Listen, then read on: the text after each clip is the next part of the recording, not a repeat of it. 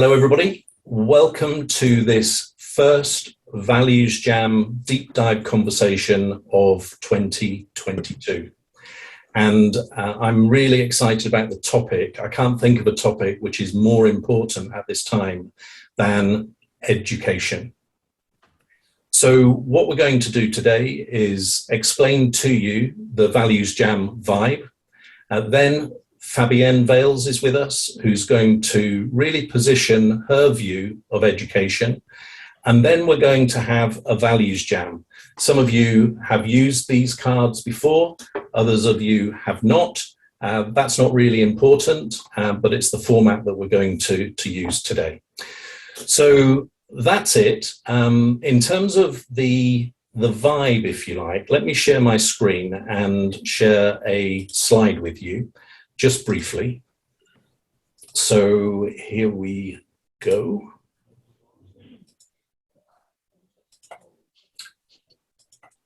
So this is the Education Values Jam. And what I would like us to do, if we could please, is familiarize ourselves with the Values Jam vibe by taking it in turn to read one of these statements.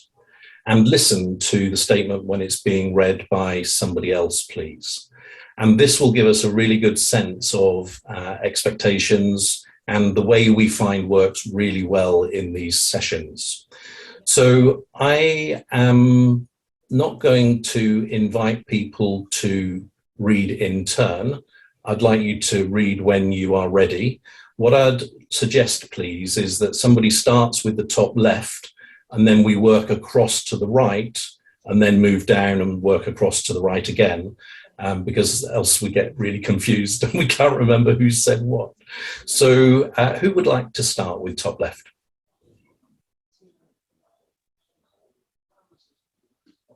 Go. Thanks, Fabienne. We shape our judgments and assumptions with the spirit of being in the same band. We treat people as they would like to be treated. Thank you. I'll read the next one. In a values jam, everybody wins. No one likes a lead guitarist hogging the stage for too long. I'll go next. Tune in that an opinion is an assumption. It is important to see that different opinions that you have are the result of past thought.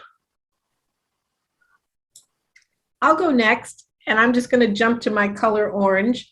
We co-create something new together. I'll go next. A values jam is creative. Have fun, be playful. Anything goes. Give it a try. Thanks, Steve. I'll go next. Be non-judgmental.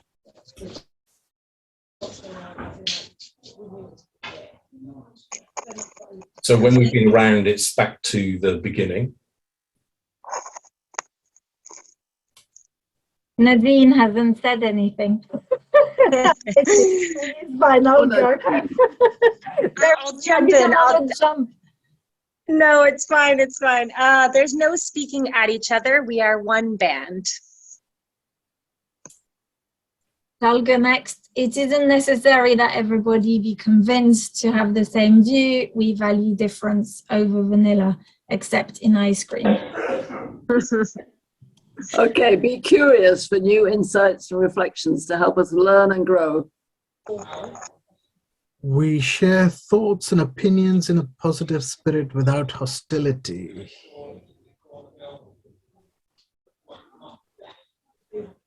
We practice suspending our assumptions. And so, as always, I never play by the rules because I jump to my own color. So. That's questions to understand. I can't understand. I don't remember if it's me, but be relaxed. There you go. I'm trying to follow the order here. So is it listen, listen, listen to the rhythm developing? Each values jammer joins in, flow with the whole meaning of the group, and play your part in finding a way for everyone to join in. No one is left out. Be aware of the subtle fear and pleasure sensations that block our ability to listen freely. We test traditional thinking and perceptions. And I'll do the last. Sorry, go on. No, please. Okay, I'll do the last one. So we share those long lost memories or experiences that cross your mind. And just a note of explanation, this happens frequently in a values jam. And so if something pops into your mind, feel free to just share it, even if it doesn't feel as though it's that appropriate.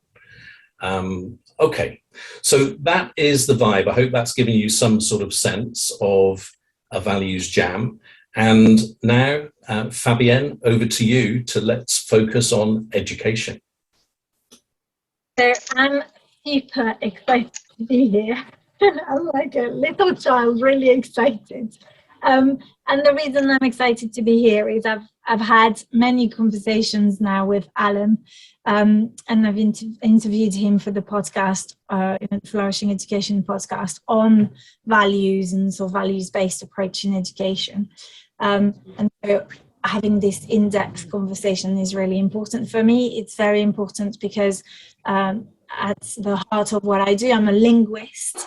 So I grew up in France, and I'm a product of the Franco-British schooling system, and I teach languages. So I think language and the words we use are extremely powerful.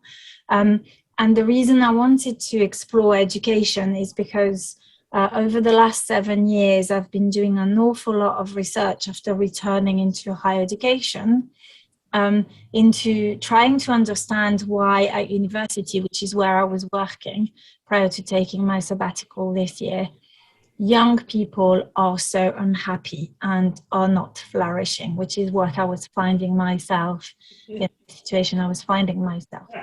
And because I'm quite a curious person and I like to understand what is going on, I started scratching the surface, and I discovered with COVID on top, having 2 children being home educated and being privy to what they were doing in primary and secondary school, being slightly horrified and going, oh my God, okay, maybe this is why they arrive at university feeling the way they are feeling. So I don't really want to start this values jam by defining how I view education. I'd rather sort of give you where I am, my story. So as a mother who's an academic, an educator, teacher, also really keen to see change in education. I just can't wait to see how other people view and define education and what I can take from this conversation. And I think I'll leave it as that, if that's okay with you.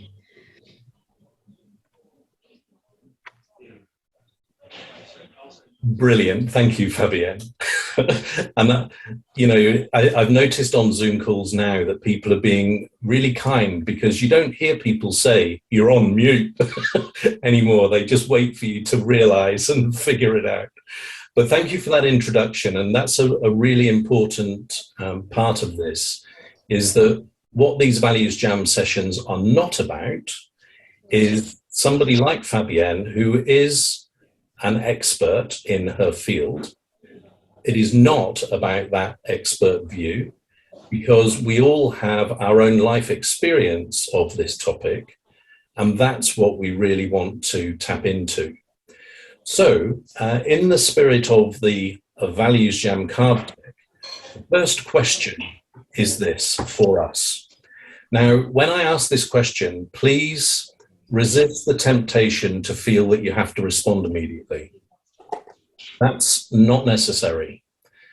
So in a normal discussion, there's a lot of pressure on us to, respond. You don't have to do that. And it might be that you gain just as much from this session as listening a lot as you would from contributing a lot. So don't feel that pressure. Secondly, when you feel a reaction to the question that I'm going to ask,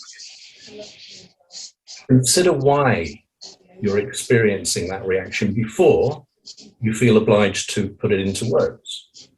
And just be curious about your response. And then, if and when you're ready to say something, please do so. Detach it from yourself, though. So you don't own the comment that you've made. And similarly, when you hear somebody say something, don't regard it as being from them. It is just a comment. And in this way, we'll more effectively develop our values jam because we're disconnecting from that personal association. So that said, the first question is, what does education mean to you? And what does it sound like, look like, and feel like?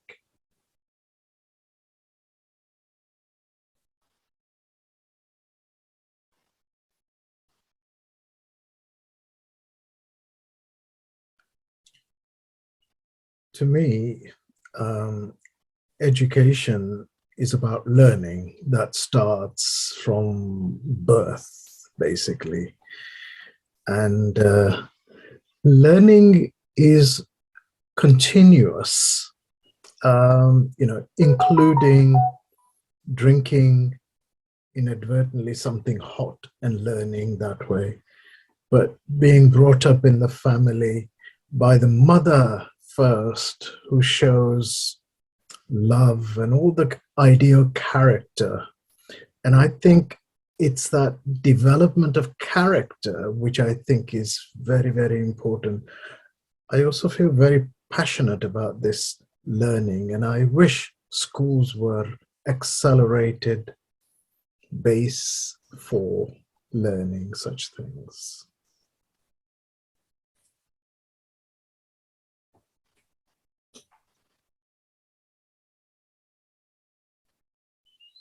Steve is on mute. No, I am okay now. Can you hear me? Yeah. That's good. So apologies for, I'm actually sitting in a hotel bar at the moment, and this is quite a strange place to do it. I'm sure I'm being listened to, and I'm in Wales, so I can't communicate with anyone at the moment. For me, education is fundamentally about learning knowledge, like you've said, but actually how you use that knowledge. So I suppose if you like, the skills and learning skills, and then like you said about, you drink a hot drink, it's how you apply that knowledge and skills for future experiences to, I suppose, develop as a person, whichever way you want to develop as a person.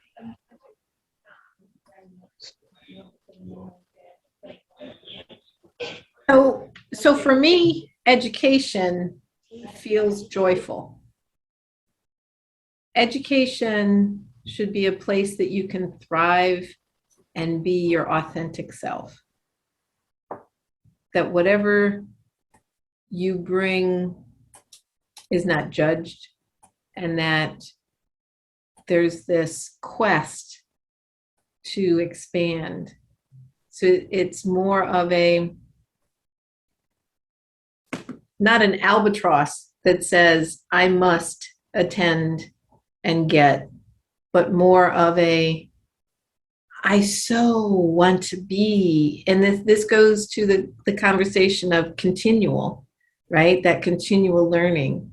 And I think in our early years, if education is joyful, where we feel we belong and we're heard and we're authentically being ourselves as we grow, then it does become something we want the rest of our lives, not something we have to go get. Yeah, I was going to say, for me, education is the expansion of the wholeness of your life. And as you said at the beginning, we start learning from the second we're born, because we have to learn how to get food, to walk, to talk. And I think it's about expansion. It's about, we have everything given to us, gift free in our birth. And education has been made to be something, it's been formalized to be something that is not about expansion. And so there's a lot about freedom to be naturally creative. That's what I think education should be about. Can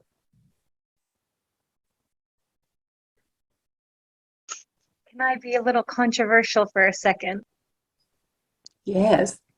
I love these definitions, and if you'd asked me to define education the way that I idealize education, I might have said a lot of the same things.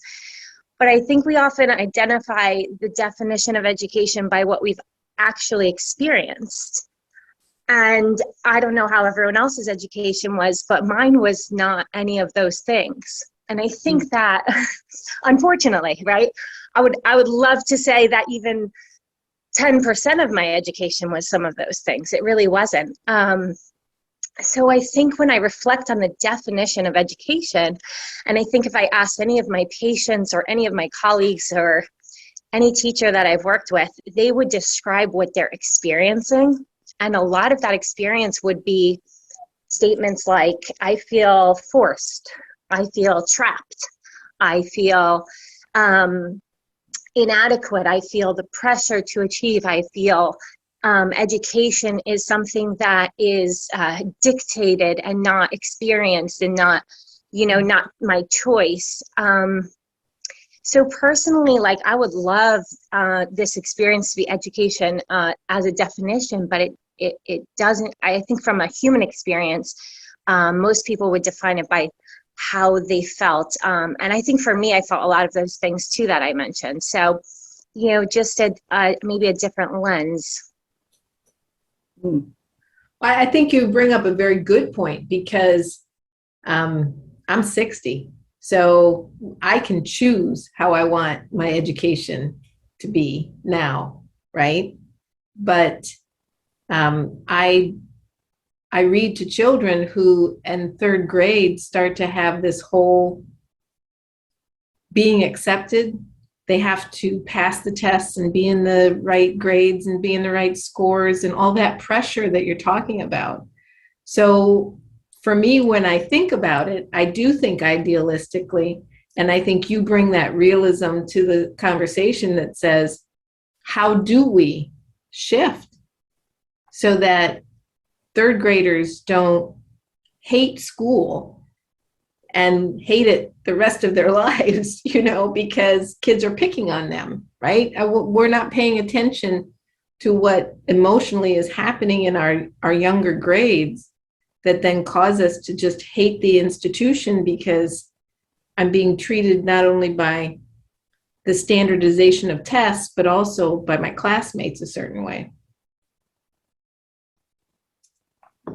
Interestingly, Alan, when you said, what do you see, feel, and, I can't remember what the other word was, but my first reaction was actually to negate what I, like Nadine, my experience, to then imagine what would be this ideal. So there's this understanding of what's currently happening. And again, like the linguist in me wants to almost separate education against what people tend to respond when I post things on LinkedIn, which is schooling. So equating the education system versus this, schooling, and the fact that we send our children to school.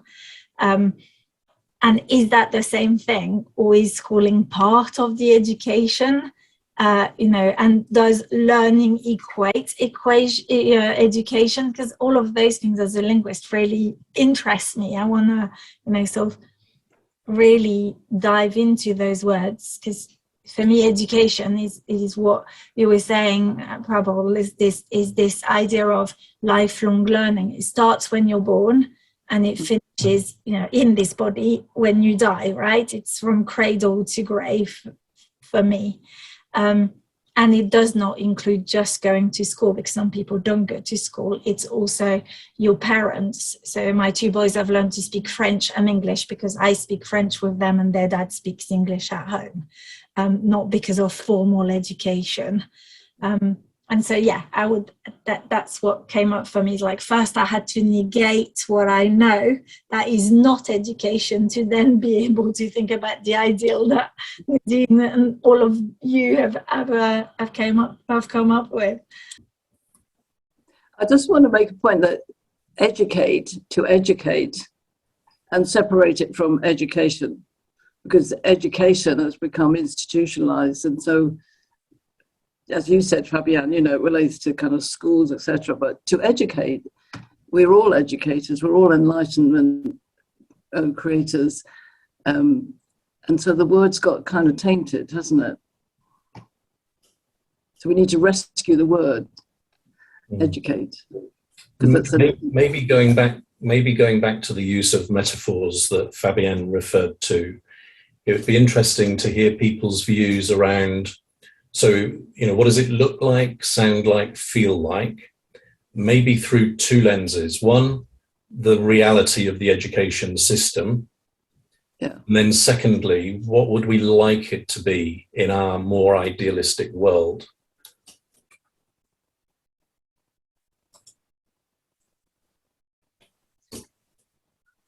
So quickly, what comes to me is my current setting is a Defense Acquisition University. So it's the US government's university to teach everyone in the military services how to do contracting and acquire. And they're moving from mandated to curated. And so they're realizing that all the mandated education wasn't sticking. People weren't keeping it to be useful in jobs, but that now it will be curated. What do you want to learn? What do you need to be successful in your role now? And they're worried that people won't take any education because it's not mandated. Yeah. Now, earlier when we were reading the ValuesJam vibes, and the last one was this thing about what comes across your mind, please share it. I've got one. So if this doesn't work, I apologize in advance. Don't let it discourage you though. So PJ, when you've been describing that situation, I've thought of the difference between force-fed chickens and free-range chickens. Yeah.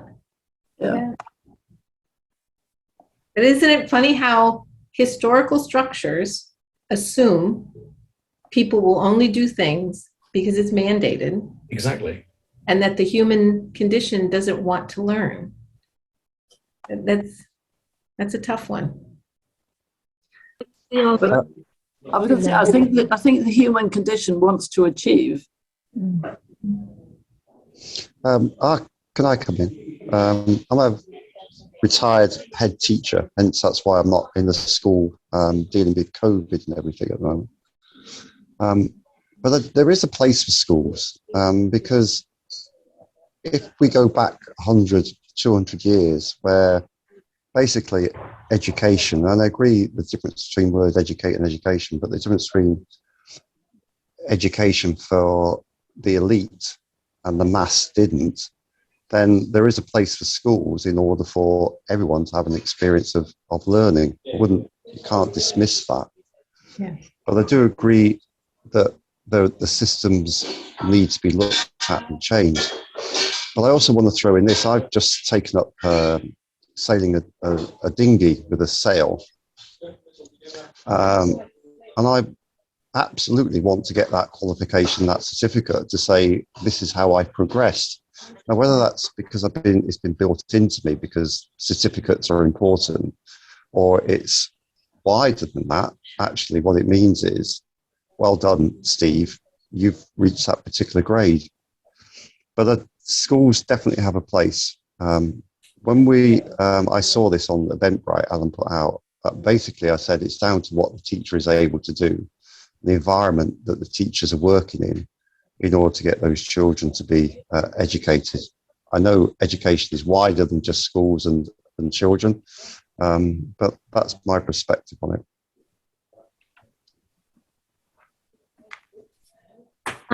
When I was working in a school in Peru, this is what it made me think of. There is a non-public school because the children in Peru were not able, in this area, were not able to go to school unless they could afford it.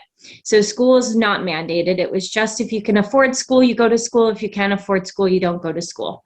Most of the children that didn't go to school, if there wasn't a nonprofit, they would work with their families or they would beg on the streets. So, and to help their families get money that way. So when we're in the school, I was always curious, why do these kids show up? Right? They have no reason to be here.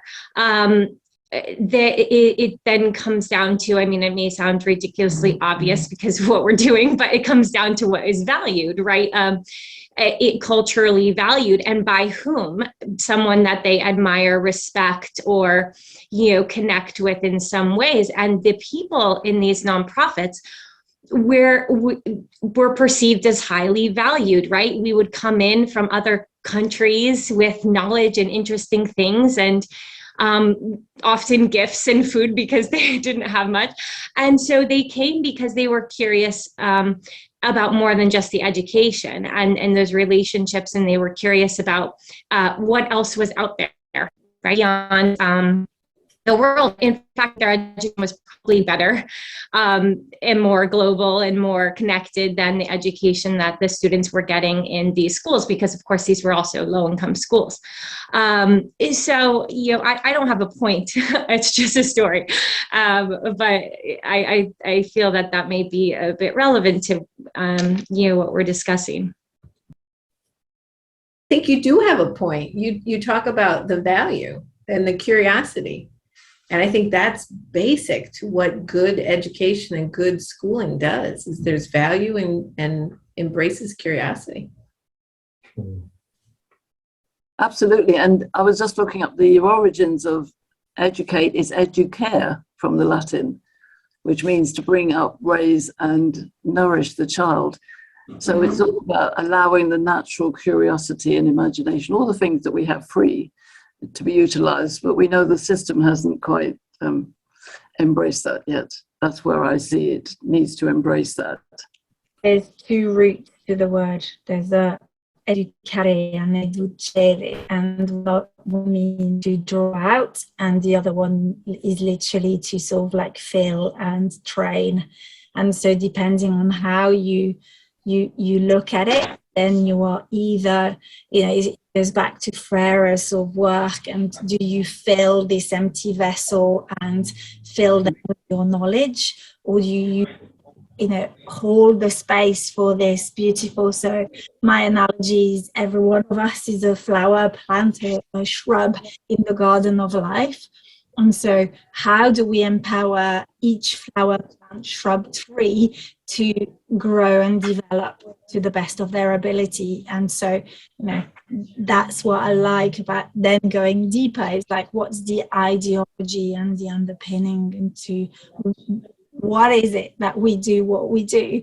And Steve mentioned, learning and knowledge and skills. And I think that's so important, right? Because learning, and PJ was saying, learning to get the certificate or to say, I've done it, and it's mandatory. Well, actually, very often we learn, if I go back to home and learning French and English, the reason the boys learn French is because there's that connection to the rest of the family back home and being able to speak, and it goes way beyond simply learning French, which is why I stopped teaching in secondary school in the UK, because to teach someone to learn by heart, bonjour, je m'appelle Peter, to regurgitate that, full exact sentence in an exam is not interesting. So, Je travaille dans le champ is what I said at O level. I didn't do very well. But I do quite a bit of training on resilience, and one of the things I teach people is show them is that Maslow's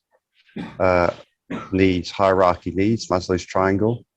And I wonder whether that is what education and to educate actually is, to go beyond survival and the basics and get shelter and food in order to be able to raise ourselves up to self-actualization and good socialization. Perhaps that's what education actually in its entirety is. I guess that really applies to us more in the West, because our basic needs are fulfilled. The higher needs are very much something we're seeking. I just wanted to go back to the idea of educarry, I think, as you said, Fabienne. It's to bring out what is within. And Yes. what I find is that there are certain things. I'm now trying to talk about the value-based education.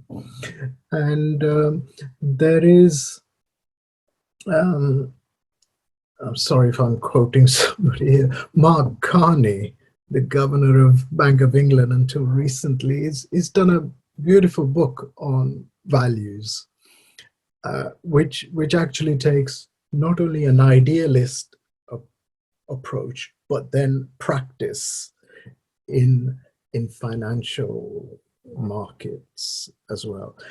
And I saw that he was actually talking about value and subjective values. So subjective values is what's applied and so on. And I just want to go back to that with respect to education. I can't help feeling, and I'm spending more and more time on thinking about education. This is not my field, but I wanted to just share something, that the education that I said earlier starts from the time you're born, and you're in such a lovely environment of protection from your mother and your father, and then your brothers and sisters, who are all kind of inclined to support and love and all of those things. Now, the way the pressures are these days, the social media and all of that, the moment we are exposed to those and go to the outside world away from family, there are too many distractions, too many attacks, too many fights to be had. And I sometimes feel this is where the education is breaking down, because it was designed for mass knowledge of a type, but it's not focusing on character development, in a safe environment. And I feel it's the knowledge. So the education is not only about the intellect, the facts, figures, and all of those, but how to think, how to act. And I think Steve will recognize, I've attended some career talks where I've actually given talks, and I've seen teachers inspire students to say, look, go to university, go into higher education, because you get more money from your career. And I felt it just was only a part of the inspiration, should be, to me, it broke down the inspiration side of things, go in order to earn more, rather than go and develop and be like, Mahatma Gandhi, or, Churchill, or Nelson Mandela. And, those are the people who I think we need to bring into these arenas. Yeah. One of the things you made me think of is, who do we aspire to be? And in the United States, if you're not a celebrity or famous, the aspirations are a lot of corrupt leaders, and so who are those heroes that we can share with the upcoming generation? I mean, you spoke of people who are of our and older generations, how are we building character? You made me think of citizenship. Do we even teach citizenship in school anymore, and the character and the kindness and the loving and all of that? And so much of the United States is test-based, so that our school gets money. And if our tests are high enough, then our school gets funding, and then you get a good, recommendation to go into the next level. You lose that real value. It's just checking all those boxes to make that more money, to get that degree at that right school kind of thing. It's like it's lost on why education is even there. It's just a path to achieve. No, it's this enrichment. I feel we're losing it at a very early age. The transition when a child comes out of the family environment and into the play school or primary school. And I feel that transition really needs to look after. Secondary is actually where I wouldn't say too late, but it's really about enhancing what is being learned. But we're missing that gap at primary stage. And I feel very strongly, in fact, I've given up some of my work time in order to try and put some thinking time in order to develop just some ideas. Not that, they may go very far, but I'm very much developing a model-based rational approach to bring out values in discussions and so on, which I hope one day I could share with everybody. May I share an example then to answer that? We work with a lovely head principal in Kuala Lumpur, and her school is a private school, but she has Muslim, Buddhist and Hindu pupils from 4. And she does some very simple things, like each lesson, the teacher is not called a teacher, they're called a coach, I think, or something, but they only do 5 minutes. The kids do 50 minutes of creative, whatever that is, and then they do a wrap. And they have some very simple things, like in the morning, they'll gather everybody together and say, just close your eyes, everybody, and just pray to your God for the day.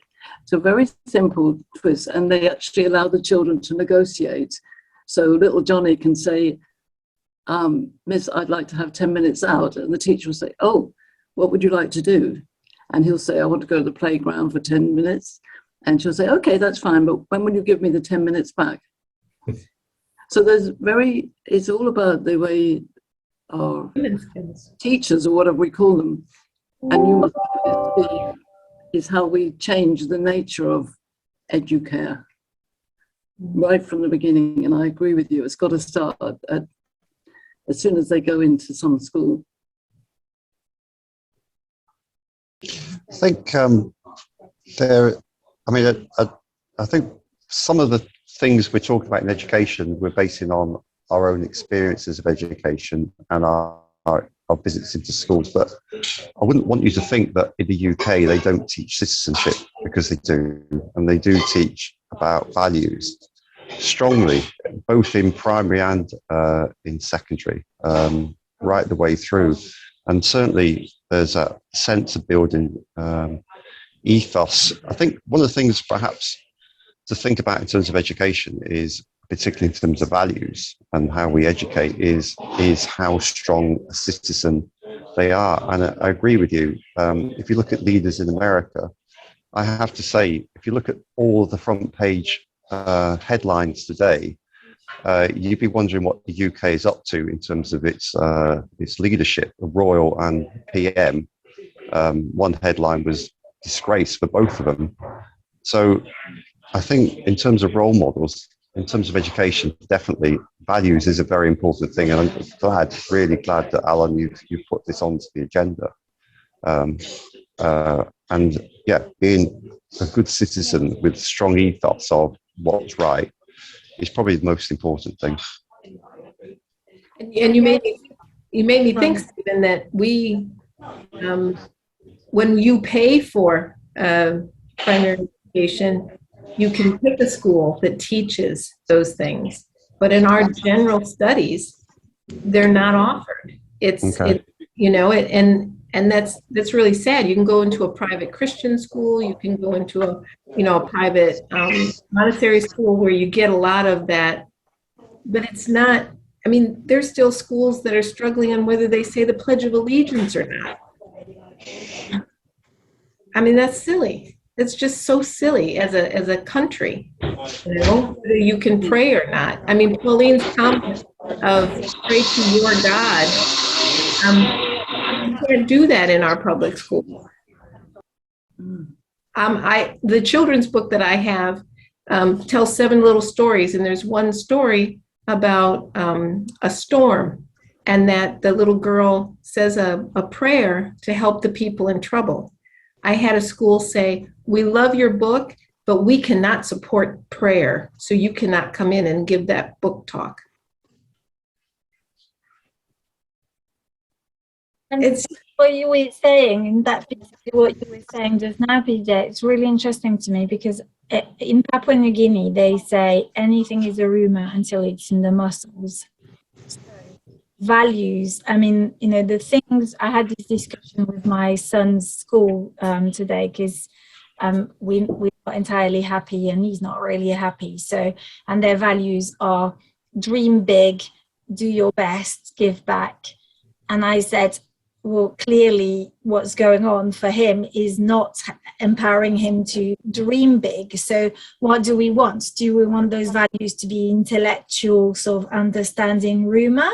Do we want him to really live it, breathe it, like, show up, really dreaming big in what he does? And, if we look at in the UK, like Steve said, the front pages of the people who are disgraced, what are their values, and what do they actually live and breathe and are showing us? Because to me, it's like you can have all those values on your website as a school, but are you really empowering the children to like soak them in? And then it's like it's breathed, lived experience. And I'd love to have you on that. How do we like our children take on our values, right, and what we believe as well, effectively, until they're old enough to make up their own minds and decide whether they agree with our values or not. Alan, you said about if a memory comes in. So one's just come in about the book called The Dot by Peter Reynolds, and I had a point in a deputy head teacher who did that as a lesson, and I got them to use it in assembly after assembly. And I don't know if you've seen this book. It's that. Okay.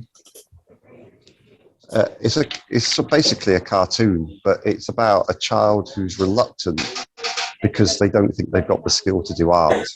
Yeah. And it's just read it. I won't ruin it, but it's a fantastic. It's only, I don't know, 10 pages long or so. There's also a cartoon of it, but it's called The Dot by Peter Reynolds. And to me, that actually is what education is. Yeah, that's a good reference.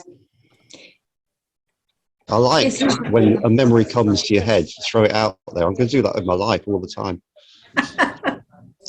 We're just going to free flowing.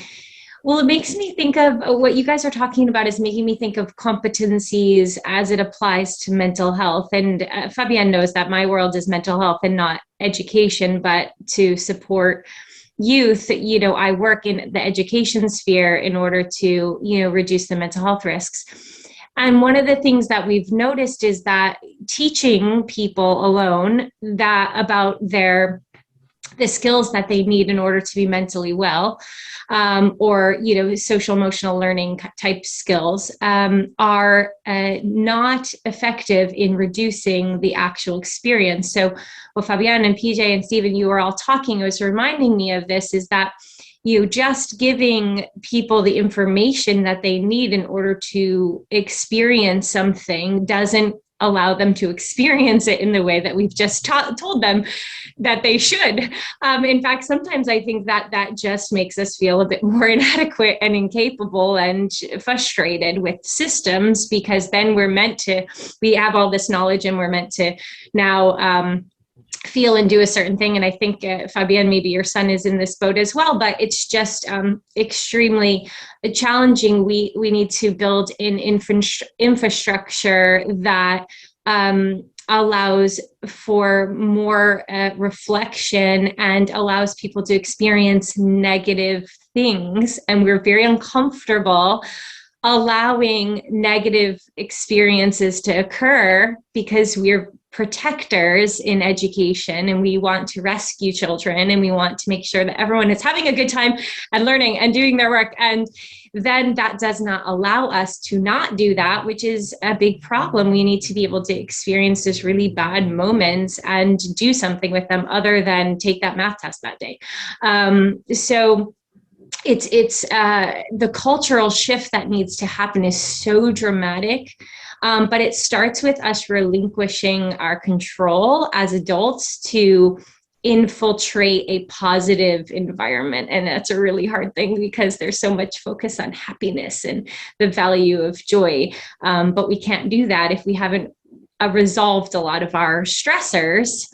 And the fact is 65% of teachers are burnt out. So if they're stressed, their students are stressed, right? So and that's chronic stress, right? That's not even the rest of us who are, all tapped out as well, right? So it's just, it brings it back to really, I'm always the downer in these conversations. I always bring it back to, but the challenge is that we need to be more negative. We need to allow for more of that human experience of the challenges. Nadine, you made me think that what we're actually doing with our education system is managing the system, like a production line, like a factory, whereas in fact, it needs to be led. And the difference often between a manager and a leader is that the manager has a sense of insecurity and needs to be in control and needs to know everything that's happening and gets freaked out when that's not the case. Whereas the leader has confidence and just wants the people to grow and be the best they possibly can and understands that they actually benefit from that as well. So I'm wondering, well, I don't know what you guys think about that, but if that's the case, there's a problem, big problem in that the education system is being run for its benefit rather than the benefit of the people going through it. So what can we do about that? I'd like to relate this to the earlier question that was posed about what's in the media at the moment. We don't have role models, just look at our newspapers, our media, we see the Prime Minister and, the royal family and so on. At the media level, they sell stories. That's why they're picking on those that look juicy and sell, and therefore they can maintain their status. At the other end, we've got schools which have been organized in the last, I would say, 100, 150 years in order to go from perhaps 5% educated to about 90, 95% education. So that's a huge achievement, and it could only be achieved by embedding some kind of selfish gains, which is what we find ourselves in all the system. I mean, I get very inspired by religious leaders, but not religions. And that's because the religions have become institutionalized to preserve itself rather than be the lead, to lead the humanity. I find Jesus is teaching, love thy neighbor and do unto others what you, that to me is the crux of, what's called the ethics. It's the basis of all the ethics that one can have. Yet we have you know, if you go into any, I'm against religious schools, by the way, any religious schools. That's why I feel value-based education has got to be given the front line, and do away with all the religious education, because all they seem to do, to me, is indoctrinate to preserve their ways. And I've recently read Tolstoy's "The Kingdom of Heaven is Within You," and it's so powerful that it says Jesus was an ideal person, but you couldn't find Christianity at the other end. You know, it's so far away from what Jesus' teaching is that the two cannot be met. And I find that in other religions. You know, I'm brought up as a Hindu, and I find that similar things go on in all the religions. Perhaps the Hinduism isn't kind of a religion as such. It's a high degree of, you know, levels of philosophies that embed one on top of each other. But I still find that everybody's out to protect themselves. So the media, the schools, the religions, our nations, you know, they are trapped by our votes because they think we will only vote if they do certain things. So it's the people that have to take the lead to tell the politicians what to do. And I think with the COVID, it has actually certainly changed a few bits in education, whereby we could reach out to different peoples. But reaching out is also, you know, monetary. You know, it's money related, and you know what you can access and so on. And you know, it's just a thought, but I agree. We need leaders who don't care about themselves, but care about a cause, who will lose themselves to you know, kind of give something to humanity. And this is why I feel the two values that I feel are not understood to the fullest extent are truth and love. You know, love is endless, and so is truth. Truth cannot be known, and love cannot be practiced to its nth degree unless you're somebody like Jesus. And all the values that we talk about are all kind of combination of those, and that is what I feel, you know, justice. How do you practice justice? Well, justice is that the intellect, justice is that thought, justice is that action. It's all a combination of truth versus love in practice. That's it, really. Thought. Doing this at the minute, and that resonates so much with everything you're saying. Okay, if you've not come across this guy, Adam Kahane, fantastic book, and it's literally it just feeds into exactly what you're saying. So this idea that you know, Martin Luther King said, you know, love without power without love is abusive and reckless.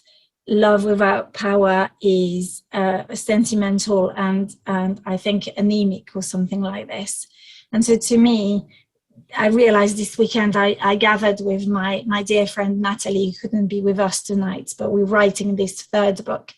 And we realized that actually what is currently happening in our society, but also in schools, is that we've swung the pendulum so far into power that we're powering over. That's what Adam Kahane talks about. So he says power has two sides, and so does love. One is degenerative and one that is generative.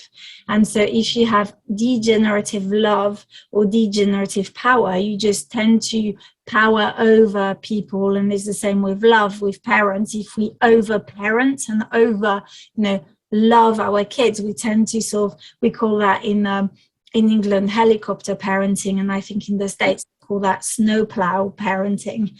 And so this idea that you can go over the top. But imagine, Adam Kahane said, really, it's not easy to achieve, but imagine if you had the fusion of power and love together. And he talks about a mandala in the middle. And my dream is like, what happens if we just take those two in education, in society? What can we achieve that is like with a generative power? Because we need, the discussion of attainment and success. Steve, you were saying you need the knowledge to then be able to go and use and sell your dinghy. I mean, that is part of what we need. We need to be successful and have the attainment, but we also need what I call flourishing, and I call that flourishing, well-being side of things, and connected to love and human side. And is that even possible? I don't know. Am I dreaming too much? Oh no, everything is possible. We see examples of that working. I think that's what we have to look towards, right? When is it working and where is it not working, and what are those differences, right? And so when you remove some of the constraints that you guys were talking about, there's a lot of fear elimination, and then you're getting to that ego dissociation that you're looking for, right? If we want to take our egos out of something, we need to not have threat. And if they're a threat to our ego or our status or well-being or anything, we're going to exert more power and take on more control and limit our vulnerability, risk, and limit the ability to lead the way Alan was talking about.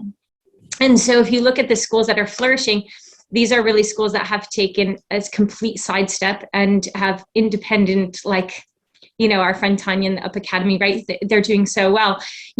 Concepts like that, because they're removed from the infrastructure of this, scaling economic, political, challenges that these schools are up against. However, I still have seen, massive change. And I guess, as negative focused as I can be, I also have a lot of optimism, because I've seen schools make massive changes, even amidst a lot of the control above them, or that feeling of control, perceived control above them. And they do very well with a lot of the strategies that we talk about shifting the control and the power and limiting, and what looks like, really, to answer Alan's question, like how do we do this, is by showing them that it's valuable. And it's because they need to see success immediately, because this is the world that we live in. We cannot wait to see success. And we have stakeholders that are expecting things, right? And so if you can break down, the expectations into some things really, really small, manageable, and scaffold them, these changes, and we have break down that ideal description of education that you guys have at this very end of the spectrum, and just one little piece of that, what would that look like? And start with that within, what that school looks like. And so it becomes a very individualized, kind of a slow process, but more manageable. Nadine, what you made me think of, which is on topic, but sort of, the creative thing is coming in and saying, okay, if school was built around ego, which in the United States, our story is, farmers to supply chain to assembly line, getting the children to learn how to sit in rows and be structured, to learn to know what they could do for a job, right? So that 150 years ago kind of thing. And that you're taught only the things you need to know to get a job. Well, if we take that ego threat or risk away and say, everything you need to know is out there somewhere right now. I mean, so different that you can get knowledge and information at your fingertips. What if we were able to focus at the human side, not what you need to get a job, but what do you need to be a good human? And then that just opens the aperture so differently. I can't believe this has just happened because Rosa has just joined. And hi, Rosa. And PJ has just described what Rosa is doing with some schools. So Rosa, we've been talking for just about an hour now. And yeah, so I think maybe there's something gone on with the time zones. But anyway, your timing in some ways is beautifully perfect because PJ's just introduced your view. And so it would be great to hear some of the stories that you've shared with me about the response that you get from pupils when you just give them a brief rather than give them the knowledge.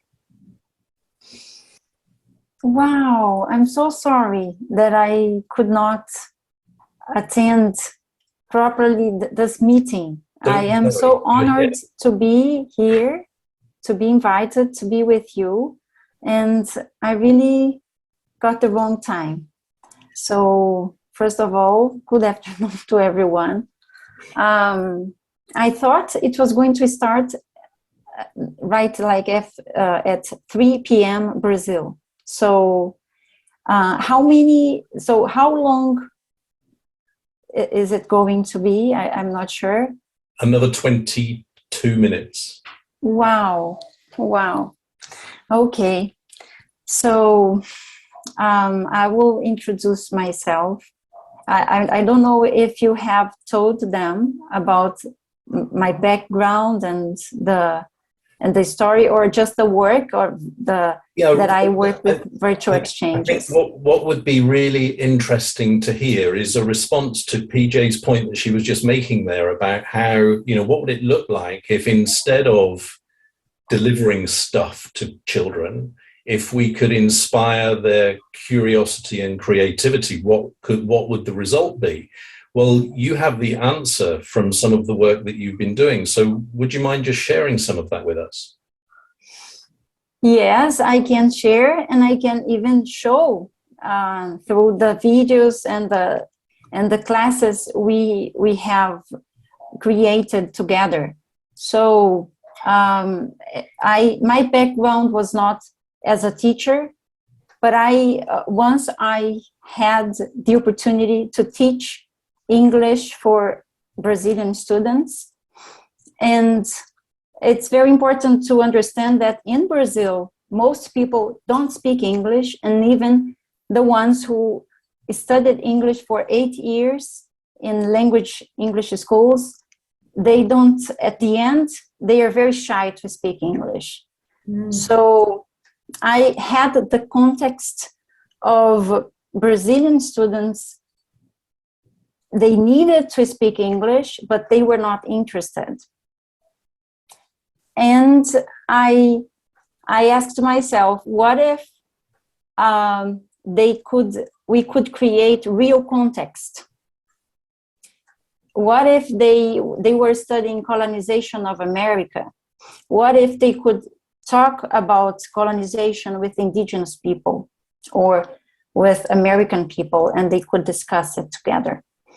So that's the first thing the first experience I created. My students interviewed Tom Goldtooth. He's a famous leader, indigenous leader from Wisconsin in the United States. And it was fabulous because they not only learned about colonization, but they learned about what they had the freedom to ask any question they wanted. So if they want to talk about the desserts he used to have when he was a child, they were allowed to ask this. So at the end of the session, I found out that when you have a tree and with the knowledge is not only one way, it can be any way. They were exploring their own interests, their curiosity through that experience. Then So then the second and third experience was even more profound. And for me, it was decisive because there was a school in Africa in the book. And the students, they were not interested. They saw the picture, a school in Africa, and they were like, wow, really? And then they said, yes. So would you like to talk to Kelvin, who is in Zambia? And so they saw his image, they talked to him, and they did not want the class to end because they wanted to talk to a teacher from Zambia and the students. And then the class that we had arranged previously was about what do you do in your free time. But then to talk about slavery, they were open to discuss about, and then I found out many things about the tribes, and they had slavery before colonization and all these topics, and they still have slavery there, and marriage for child. And so all these topics came together, and the students were engaged, and after a while in contact with them, the students were talking about, we cannot waste food, we cannot do this. And we were not talking about this directly, but we raised awareness about this. Mm-hmm. And then we had the Indian, the school in India where everyone's really, they're really upright and focused. And compared to Brazilians, it was an experience that all students were asking about education. So if we have some minutes, I could share parts of this experience because it's on YouTube. I could share, some of this, what happened in India, because I started recording. Might it be possible, Rosa, to provide a link so that people could have a look at that afterwards? Oh, great. Yeah. I will copy and paste here. Yeah, either put it in the chat or else I can put the link on afterwards. But what do people think about what they've just heard? Because I'm sitting here, I have no background whatsoever in education, but for me, this is a no-brainer. The traditional approach to education just sounds so self-limiting compared to what we've just heard there. So why would you ever do what we do compared to what Rosa's just described? It's because the system is controlling us, not the element of human beingness. That's where we have to change it. And the example I was sharing about the school in Kuala Lumpur, they focus on the student. The student is the main part of the learning, not the teachers, not the system. It's based on student engagement. The kids are engaged in everything. Steve, I'd love to hear your thoughts on this, because you've got that direct experience of leading a school. And you also talked earlier, and I think this is a really, really valid point, and it stops us getting too carried away with just being idealistic. Because if you've got a bunch of people that are not educated, then maybe the first step is to put them through factory. But there comes a time when the factory is no longer fit for purpose. Well, first of all, I'd just like to say hello to Rosa, who's in Brazil. Yeah. Yes. I mean, that's just incredible, isn't it? And it sounds fantastic what you have done. I'd really like to look at the link and share that. Yes. So I'm going to try and be as positive as I can here, because those experiences that children have to be able to explore on their own with guidance is the things that you remember and how you build that, like I was saying, knowledge, skills, and how you apply them. But I suppose my question is, they don't come at that with no knowledge and no skill. there is an education which has gone on before that in order for them to get to the point where they can create and be curious, I think. Is that as true today as it was 50 years ago, though? Because just very crudely, it seems to me that education used to be those with the knowledge passing it to those that did not have the knowledge. But the key difference now is that knowledge is out there. It's just available to go and find. Yes, but you need a coach or a mentor or a teacher to be able to get you to that point. Mm-hmm. But what Rose is doing is fantastic. I mean, if I asked what is it in schools or anything that you've learned and educated that you remember, the one thing I think I'd remember from school is lighting that Bunsen burner for the first time. And that's like what Rosa has said about talking to a school in India and so on. It's like, oh my God, wow, that is just amazing. So that's when we come back to what we were talking about before, in terms of building that curiosity, that's what it enables. But you need something to be able to do it. Yeah. Absolutely. And So I guess sorry, PJ, you go.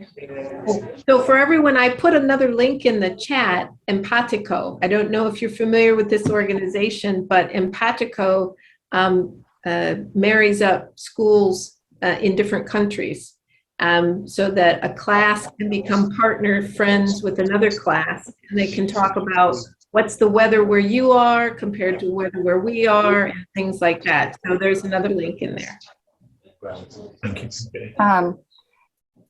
I am familiar with Empatico, with there is iEarth as well, and ePulse. So from the researches I have made, there are the three main virtual exchanges platforms, and I have used at least Empatico and ePulse, and they are very interesting.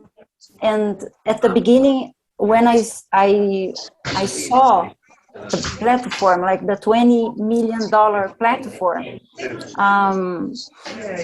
and it was designed by a billionaire, a survivor from the Holocaust in Mexico, and I really liked the platform.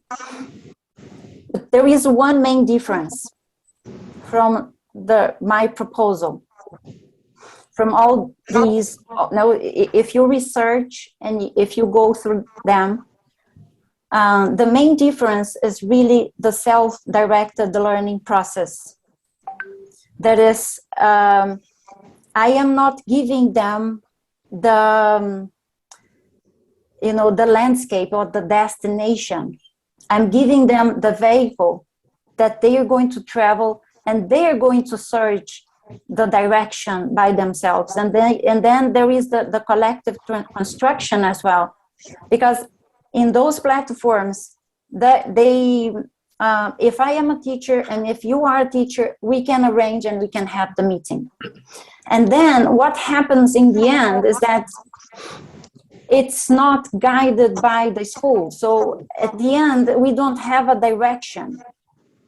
And the point, especially in Brazil, the experience I had here is that we have a saying, like a popular saying, that just one bird doesn't, with one bird, we don't have the summertime. We need many of them.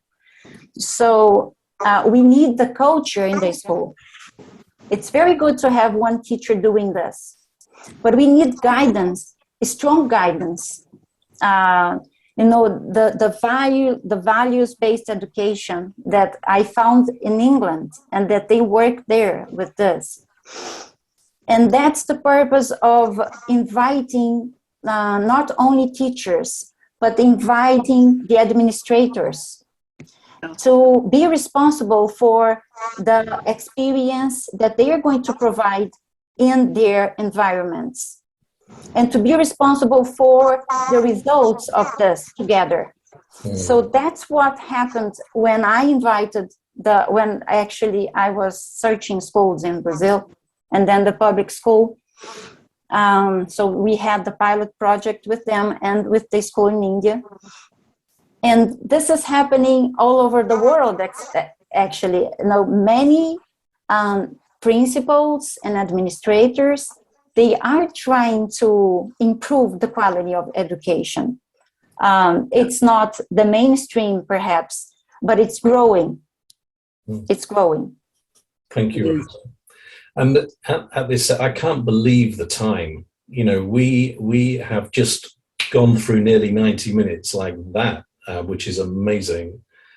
It's really important that we have this time for just some personal reflection on the conversation, and then have a think about what one thing, no matter how small it is, are you encouraged to do as a result of our conversation. But before we do that, Fabienne, could I ask you just in a minute or two, if that, to just highlight some of the points that you've taken from the conversation today?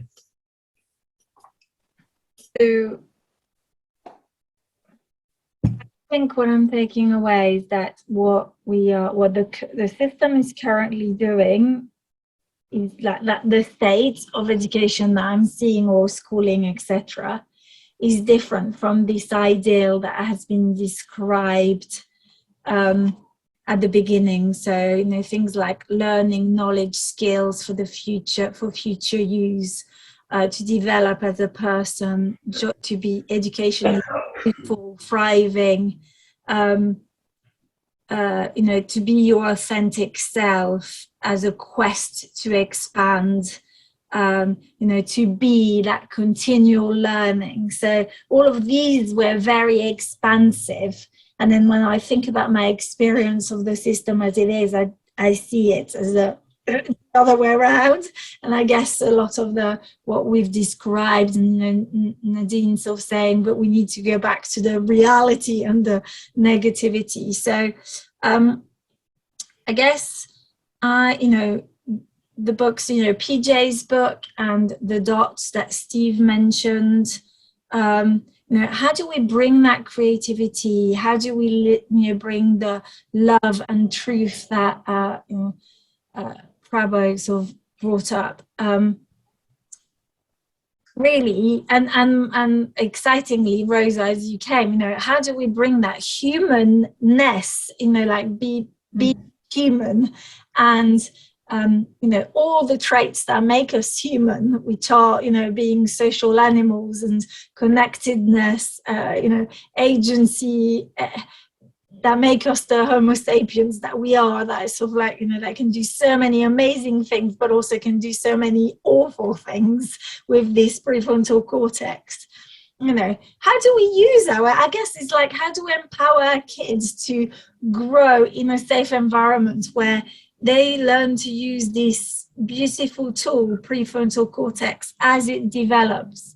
And how do we empower them to use it to be joyful, thrive, and find out and tap into the skills and the knowledge for their future? I guess that's how I would summarize what I've taken for this. So I'm really grateful and really inspired.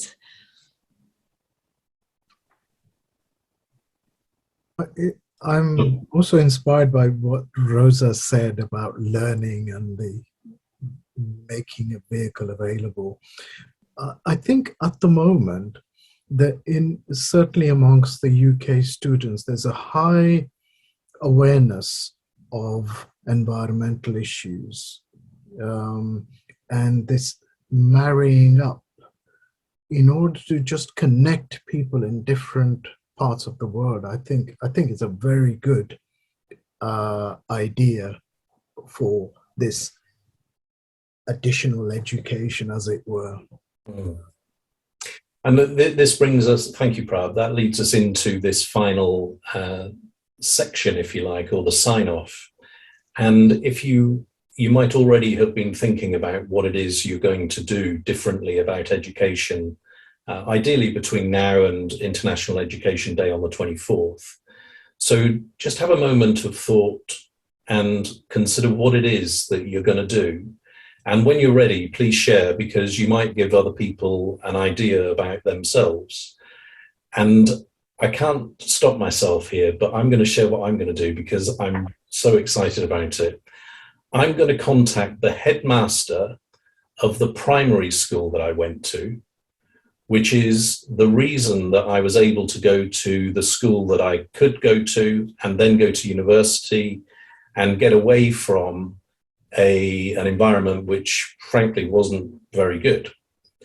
And I'm going to talk to the headmaster about how we can do some of this more creative, fulfilling, enriching stuff for his pupils or her pupils. So that's what I'm going to do. I'm going to stick my neck out and say, because it's been very, very inspiring, I'm going to produce a 2-page article to share with all of you. If I send it to you, Alan, would you be able to share it with everybody here? Yeah, of course. Well, and even better, I can connect, if everybody's willing, I connect you all by email, and then you can do what you want with each other. Yes, please. What I'd like it to be is almost like a précis and a start of something like a networking projects where we could possibly later start to engage schools from one country to another to really focus on the environmental issues, because I think there's a lot of misinformation. And I think what Rosa said about engaging, putting the students in direct touch with each other to explore how they live, how they be, would be very good. So I'll prepare that 2-page starting material for a possible project. Thank you, Prab. And we've got a couple of takeaways in the chat. Steve, I'd ask you to consider who is the first head teacher that you're going to talk to about this. So one of the things that we've noticed about these intentions is that the more specific and the more short term you can be, the more likely they will happen and you'll make a start. Any others to share? My meeting that got scheduled till tomorrow that allowed me to be here is I support the president and the vice president of the university, and so that meeting moved to tomorrow. So I want to bring some of these ideas around flourishing and bringing out what is within. It will not fall well on defense and government, as you would hope. But I am grateful for the position that I have because I can talk about these things at that level and not feel that I will be shut down. So I think it's a great conversation piece to bring into my weekly meeting tomorrow. Thank you, PJ. Now, one of the other things that we like to do on these sessions is be respectful of people's time. So I'm conscious that time is up. And so if you would like to share your action, then please do that pretty quickly. And then if I could invite Fabienne just to close the session, then we'll say goodbye. So is there anybody else that would like to share their action? I'm committed anyway to really launching our University of Entrepreneurship, which I won't go into now, but I shared with Alan. But I will connect you, Rosa, with Veronica Shepherdson in Kuala Lumpur, because you are very similar, amazing educational people. So I want to do that very specifically because you two will, and as soon as I knew the story about that, I wanted to spread it across the world. And the idea of actually forming this World Association of Visionaries and Entrepreneurists is something I'm going to activate, and I will create an article and share it with you all. Thank you, Pauline. Thank you. Thank you so much. I would like to share more into, maybe the action is going to be now an invitation for a next meeting sometime. And also I'd like to share a presentation, a formal presentation of the program, so that you have more information about how it happens, the pillars, and so I will share with you, Alan, and then you can share or through email. Fantastic, thank you. Thank you. Nadine. Thanks. So I'm involved in the Mind the Class model and practice. I don't know how much people know about that, but what we're doing is we're shifting the culture of mental wellness in schools, really focused not on how the education is delivered, but the culture around mental well-being. So, I'm open to really hearing from you all how I could, what could be a goal and how I could support your teams more. So I think my commitment is, to just make an offer to all of you that if there, whatever you need in terms of, the mental health, well-being and culture, if I can be of support, then please let me know. That's, my commitment right now. Thank you very much. Mm-hmm. So Fabienne, how's it been for you as our education positioner? I'm just so grateful to you all. You've given me so much food for thought. Just tremendous. So to link back to Rosa, my background is cultural agility. I used to train people, obviously being French, living in the UK, having lived in Spain. I'm all about what's your map of the world, who are you as an individual, and if you can't navigate people's map of the world, and how do you come together, so you can meet each other from a human perspective. So I guess what I'm taking as a final point from this is how do we bring the humanness back to education, so that it becomes the flourishing is already there very much for me, but flourishing lifelong learner. But it's more than that. It's this wholeness of life that you've all mentioned at the beginning, and the freedom to show up authentically as we are. And so I am forever grateful, Alan, for making this possible, for all of you to be here and sharing so openly. Thank you so much. Thank you, everybody. Bye. Alan. Thank Bye. you. Bye. Bye. Bye.